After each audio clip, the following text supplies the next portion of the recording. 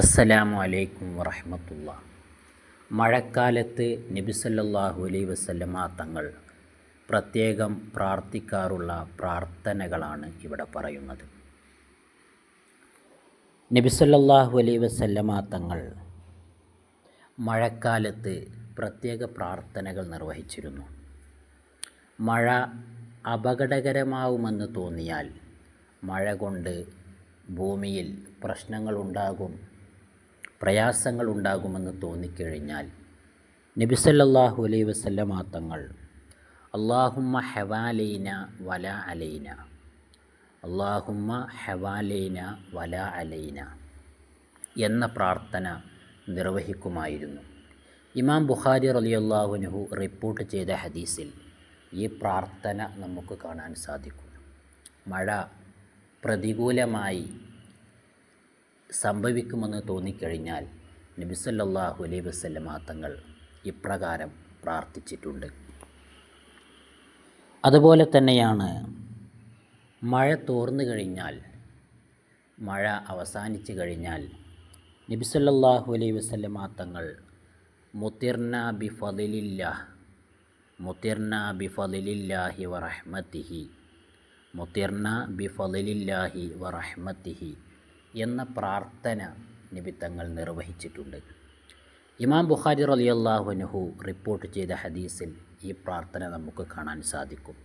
മുതിർന ബിഫളിലില്ലാഹി വറഹ്മതിഹി.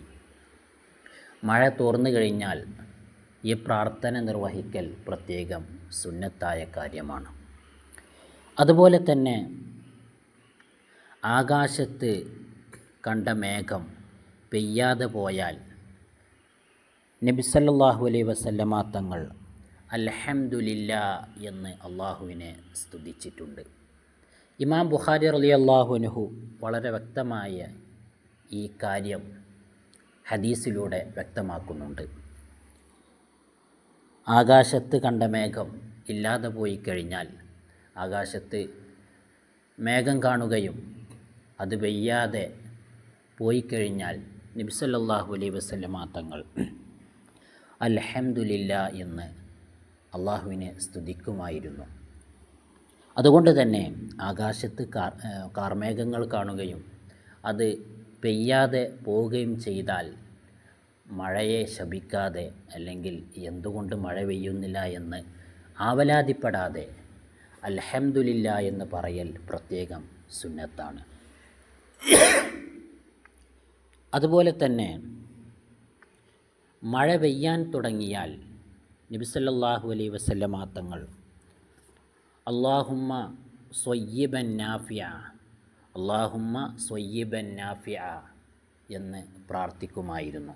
ഇമാം ബുഖാരി റളിയല്ലാഹു അൻഹു റിപ്പോർട്ട് ചെയ്ത ഹദീസിൽ ഈ പ്രാർത്ഥന കാണാൻ സാധിക്കും. അല്ലാഹുമ്മ സ്വയ്യിബൻ നാഫിഅ എന്ന് നബി തങ്ങൾ പ്രാർത്ഥിക്കുമായിരുന്നു. അസ്സലാമു അലൈക്കും.